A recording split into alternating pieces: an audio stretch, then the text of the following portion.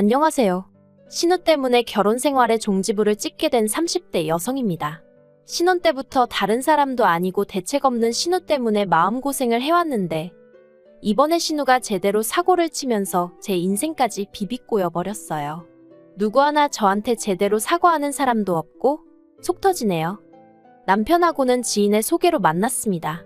남편은 요식업 종사자이고 저는 직장을 다니는 평범한 회사원이었어요. 사귈 땐 몰랐는데 살아보니 남편이 좀 우유부단하긴 한데 그래도 정말 사귈 땐 몰랐으니 결혼했습니다. 그리고 사실 우유부단하다는 걸 빼면 나머지는 그런대로 괜찮은 사람이거든요. 그런데 또 적어놓고 보니까 그 우유부단한 게 정말 큰 단점이긴 했네요. 그런 성격 때문에 사람들한테 싫다는 소리를 잘 못하거든요. 돌이켜 생각해보면 연애 때도 늘 그런 식이었어요. 어디 식당을 하나 가도 자기가 먼저 딱 골라오는 법이 없고 여기 갈까 저기 갈까 해가며 제 눈치를 살피기에 급급했고 대화를 주고받는 와중에도 제 기분을 살피느라 정신이 없었으니까요. 그리고 저는 그런 남편이 그저 저를 너무 좋아해서 저한테 잘 보이고 싶어서 그러는가 보다 했던 거죠. 하지만 그게 그냥 원래 타고난 성격이었고 정말이지 그로 인해 제가 이렇게 힘들 줄은 몰랐습니다. 저희는 결혼할 때 양가에서 특별히 받은 도움은 없습니다. 일단 시댁 형편이 넉넉지가 않았는데 남편이 어렸을 때 아버님이 일을 하다 사고를 당하셔서 무릎에 철심을 박으셨다 들었어요. 그리고 그로 인해 장애 등급을 받으셨는데 사회가 장애에 대한 인식이 부정적이다 보니 이후로 일자리 구하기가 여의치 않으셨다대요. 그래서 저희 결혼할 때도 그렇고 지금까지도 그냥 아는 분들 통해서 조금씩 소일거리 받아다 하고 계십니다. 그리고 사정이 그렇다 보니 어머님은 어머님대로 식당 일도 하시고 건물 청소도 하시고 그러다 지금은 몇 년째 요양원에서 어르신들 도와드리는 일을 하고 계세요. 그러니 결혼할 때 시댁에서 도움을 받는다는 건 상상도 할 수 없는 일이었지요. 그리고 저희 친정부모님도 두 분 앞으로 살고 계신 집 한 채 있으셨고 노후 준비나 되어 있는 정도였지 딸 시집 보낸다고 1억이고 2억이고 척척 내주실 형편은 아니셨어요. 그래서 표현이 좀 그렇긴 한데 겸사겸사 양가의 손은 벌리지 않고 남편이나 저나 서로 모은 돈만 가지고 결혼하자고 얘기가 된 거고 저는 불만 같은 건 전혀 없었습니다. 그리고 그렇게 저희는 서울 끝자락에 위치한 빌라 전세를 얻었습니다. 방둑한 화장실 하나로 신혼부부인 저희가 살기엔 적당한 곳이었어요.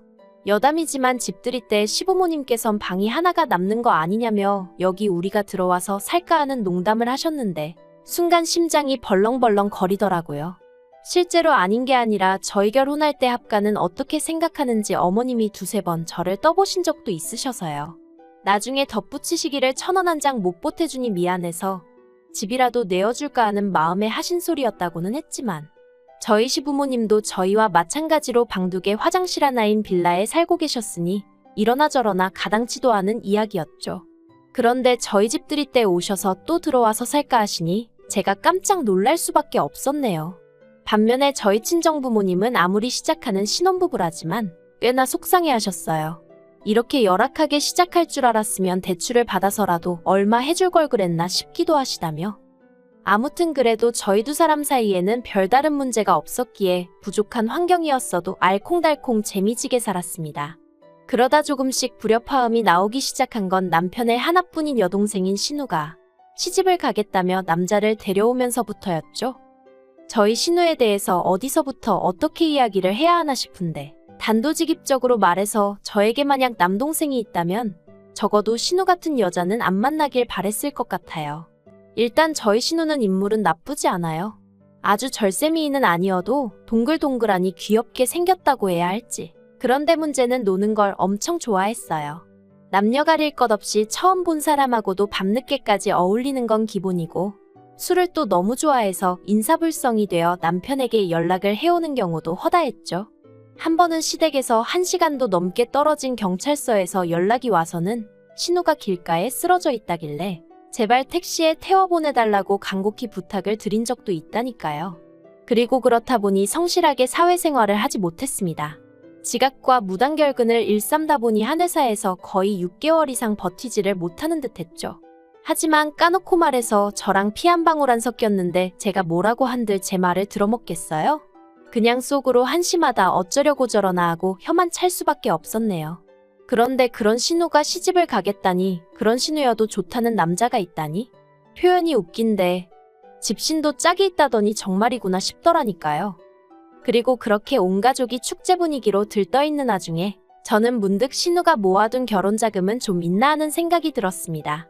그래서 제가 신우에게 아가씨는 돈 좀 모아뒀냐고 물으니 신우가 금세 안색이 어두워져서는 실은 자기도 그게 고민이라더니 한다는 말이 모아둔 돈이 하나도 없답니다. 심해부한테는 그래도 한 5천은 모아뒀다고 거짓말을 했는데 그걸 어떻게 수습을 해야 할지 모르겠다면서 어쩌면 좋겠냐고 되려 저에게 묻더라고요. 그래서 제가 그걸 어떻게 알겠냐고 왜 그런 거짓말을 했냐니까 처음엔 잘 보이고 싶은 마음에 그랬는데 어느 순간 걷잡을 수가 없어졌다나요. 정말이지 어이가 없어서. 그런데 더 어이가 없었던 건 옆에 계시던 시부모님께서 저더러 그러지 말고 모아둔 돈 좀 없냐는 거예요.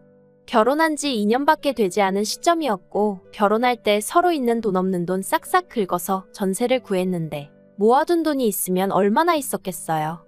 그래서 없다고 했더니 어머님께서 저더러 살림을 어떻게 하길래 모아둔 돈이 없냐입니다. 아니 물론 솔직히 하나도 못 모은 건 아니었죠. 그렇지만 저희라고 언제까지 전세살이만 할 것도 아니고 그런데 이런 걸 구구절절 어머님께 다 말씀을 드려야 하나 싶대요. 막말로 제가 진짜 몇 억씩 쌓아놓고 사는 사람이라고 쳐도 저 싫으면 안 빌려줄 수도 있는 거 아닌가요? 하지만 이런 걸로 왜 어머님한테 제가 시달려야 하나 싶고 그 와중에 왜 신우는 난데없이 울고 있는 건지. 아무튼 여러 가지로 황당해서 남편을 쳐다보며 당신도 뭐라고 말 좀 해봐 하니까 남편이 그러지 말고 한 2천만 원이라도 어떻게 좀 빌려줄 수 없을까 하는데 기가 막혀서 말도 안 나오대요. 그래서 2천만 원이 어딨냐고 됐다고 그러고는 신우한테는 미안하지만 돈도 없거니와 가족 간에 돈 거래하는 거 좋은 생각은 아닌 것 같다고. 그리고 이참에 남자친구한테 솔직히 털어놓고 결혼하라고. 세상에 영원한 비밀이 어딨겠냐 했어요. 그랬더니 신우는 또다시 대성통곡을 하고 어머님 아버님은 제가 당신들이 가진 게 없으니 어른 무서운 줄 모르고 저렇게 주제도 모르고 나서는 거라대요. 분명히 말하지만 저는 신우가 파혼당하길 바라고 그런 소리를 한 것도 아니었고 정말 도와줄 능력이 되질 않았어요. 그리고 솔직히 신우가 돈을 어느 세월에 갚아줄지 믿음도 없었고요. 그런데 이 일을 계기로 소위 저는 시부모님에게 단단히 찍혔고 아무튼 그래도 어쨌든 신우는 그 남자친구하고 결혼을 했어요. 그리고 시부모님 말씀으로는 해가는 게 없어서 아주 밉보였다며 그게 다 제 탓이라는 듯이 말씀을 하셨는데 솔직히 전 억울했죠. 굳이 따지자면 시집갈 나이가 되도록 돈 5천도 안 모으고 탱자탱자 놀아댄 신우 잘못이지 그게 어째서 제 잘못인가 싶은 게. 하지만 팔은 안으로 굽는다고 제가 아무리 논리적으로 따진들 어머님 아버님이 그래니 말이 옳구나 하실 것도 아니고 그래서 저도 그냥 뒤에서 저를 뭐라고 욕하시던지 그러려니 하고 넘겼습니다. 한편 옆에서 지켜보고 들려오는 신우의 결혼 생활은 행복하지 않아 보였어요. 즐거워 보이지 않았죠. 듣자 하니 어지간히 어려운 시부모님을 만난 모양이었습니다. 게다가 심해부가 신우 단속을 어지간히 했는지 툭하면 남편이나 저를 팔아 친구들을 만나러 가더라고요. 솔직히 신우가 하는 거짓말에 알리바이로 쓰이는 게 싫었지만 그렇다고 제가 심해부한테 일일이 말해주기도 그렇고 그래서 남편에게 당신이야 어떤지 몰라도 나는 신우가 날 팔아먹는 게 불편하다 했습니다. 나중에 혹시나 무슨 일이라도 생기면 심해부 입장에선 나랑 신우가 한통속이라고 오해할 수도 있지 않냐고. 그런데 나는 뭐가 됐던 간에 남의 가정사에 조금도 얽히고 싶지 않으니 당신이 신우에게 자리하기에서 나는 팔지 말라고 얘기 좀 해달라고 부탁을 했죠. 그러자 남편이 기껏 한다는 소리가 제 친동생이어도 그랬겠냐대요. 제 친동생이어도 그렇게 매정하게 말했겠냐고요. 그러면서 저더러 네 가족 내 가족 선 긋는 것 같다며 서운하다 하는데 정말이지 이제 와서 말이지만 답답하고 갑갑한 일들이 한두 번이 아니었습니다. 하지만 결정적으로 시댁 식구들과 연을 끊는 것도 부족해 아예 남편과 이혼을 결심하게 된 일이 있었으니 그건 저도 남편도 아닌 신우의 바람이었습니다. 신우가 어쩌다 심해부한테 들켰는지는 온 가족이 저에게 쉬쉬를 해대니 모르겠어요. 하지만 심해부 말이 신우가 바람을 폈고 그 상대가 저랑 같은 회사에 다닌답니다. 그런데 더 황당한 건 신우가 제가 소개시켜준 사람이라고 그랬다는 거예요. 저랑 신우랑 술 한잔하고 있는데 우연히 신우의 상간남, 그러니까 제가 소개시켜줬다는 그 직원이 합석을 하게 되면서 제가 통성명을 시켜줬다나요. 그리고 신우가 한다는 소리가 그 남자가 신우더러 저희 회사에 들어올 수 있게 힘을 써주겠다 그래서 두세 번 만난 게 전부라고 그랬다는데 당연히 전부 다 새빨간 거짓말이었어요. 제가 신우랑 단둘이 술을 먹은 일부터가 없었으니까요. 그리고 저는 그 남자 직원이랑 이름하고 얼굴 정도만 아는 사이지 신우가 아니라 다른 여자라고 해도 제가 나서서 통성명을 시켜주고 그럴 사이가 절대 아니었습니다. 그리고 무엇보다 그 남자 직원의 직급이나 이것저것 물어보나 신우를 입사를 시키고 그런 건 뭐 말도 안 되는 소리였죠. 그런데 심해부는 그래도 신우가 지 와이프라고 그런 건지 어떻게든 신우를 믿고 싶기라도 했던 건지 신우 말만 듣고 와서는 저에게 따져대기 시작했습니다. 저더러 어떻게 그럴 수가 있냐면서요. 게다가 시부모님도 금세 이 일을 알게 되셨습니다. 심해부가 결국 신우를 쫓아냈고 갈 곳도 돈도 없었던 신우가 시댁으로 들어갈 수밖에 없었으니까요. 시부모님이 저와 남편에게 내려오라 하셨고 무슨 이야기가 오갈지 뻔히 알았지만 안 갈 수도 없어서 죽을 상을 하고 시댁을 찾았습니다. 그리고 그렇게 저희가 시댁에 도착했을 때 아버님은 이미 술에 말 그대로 진탕 취해 계셨는데 신발장에서 신발 뻗는 저를 발견하시고는 냅다 리모컨을 집어던지셨어요. 그리고는 저더러 네가 기어이 내 딸 신세를 망치려 드냐며 가만 안 두겠다고 하시더라고요. 그래서 제가 아버님 떨어 저는 정말 모르는 일이라니까 왜 이러시냐고. 그리고는 어머님한테도 제 억울함을 호소했습니다. 제가 미쳤다고 결혼한 신우한테 유부남을 소개시키겠냐고요.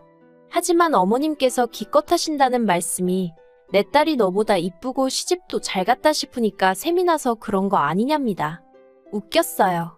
그 와중에 어머님도 내심 당신 아들인 저희 남편보다 사위가 낫다고 생각하고 계셨나 싶은 게 아무튼 어머님더러 그런 거 아니다. 그렇게 생각해 본 적도 없다. 신우가 이런 상황에 처한 건 유감이지만 정말 저랑은 아무런 관련도 없다고. 그런데 얄밉게도 신우는 그 와중에 자기가 무슨 피해자라도 되는 것 마냥 또 거실 쪽 구석에서 질질 짜고만 있더라니까요. 그래서 제가 신우더러 아가씨도 입 있으면 말 좀 해보라고.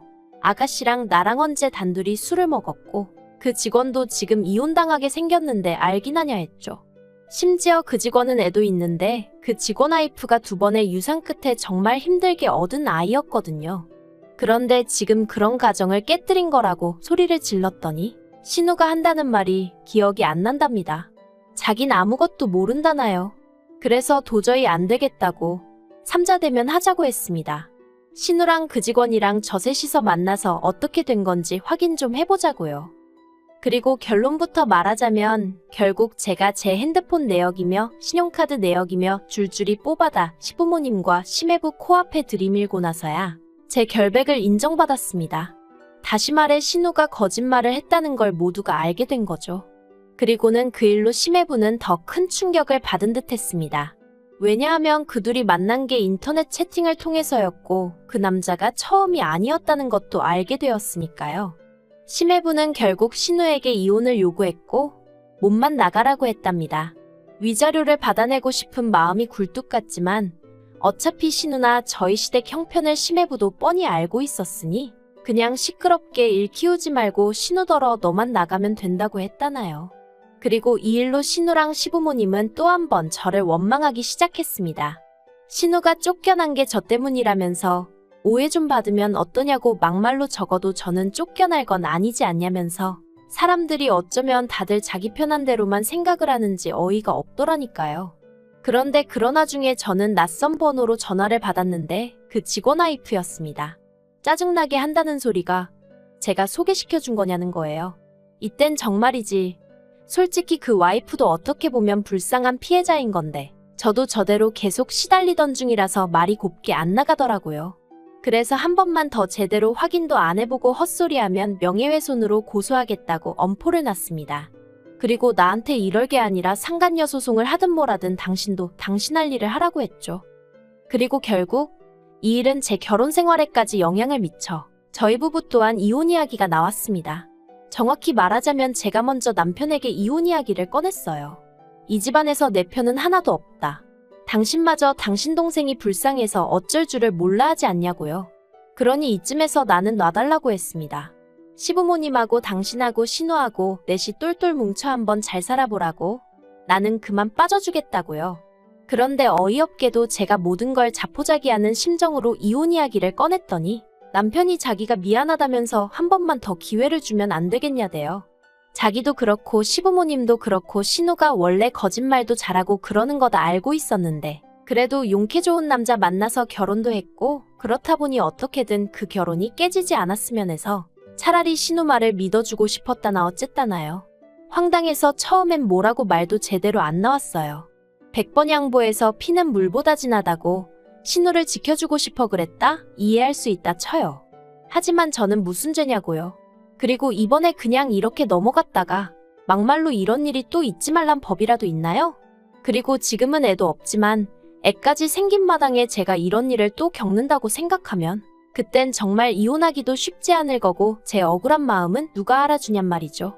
그래서 안 되겠다 했어요. 이혼해달라고 아니면 긴 싸움이 될지라도 소송하겠다고요. 솔직히 이혼한 지금도 그때 일을 떠올리면 아찔하고 짜증도 나고 그래도 여유가 좀 생겼는지 헛웃음 정도는 지을 수 있게 됐습니다. 이후로는 들은 이야기는 별로 없어요. 다만 남편 가게는 왜인지 폐업을 했고 그 직원은 회사를 관뒀죠. 신우한 사람으로 인해 저도 저지만 몇 사람의 인생이 어그러진 건지 그래도 시부모님은 여전히 하나뿐인 딸이라고 아픈 손가락이라고 감싸고 돌고 계시려나요? 어쨌든 이제 신경 쓰지 않으렵니다. 이래서 결혼할 땐 배우자간만 볼 게 아니라 부모도 보고 형제도 보고 그 친구들도 보라는 건가 봐요. 비싼 값 치르고 인생 공부한 셈 치려고요.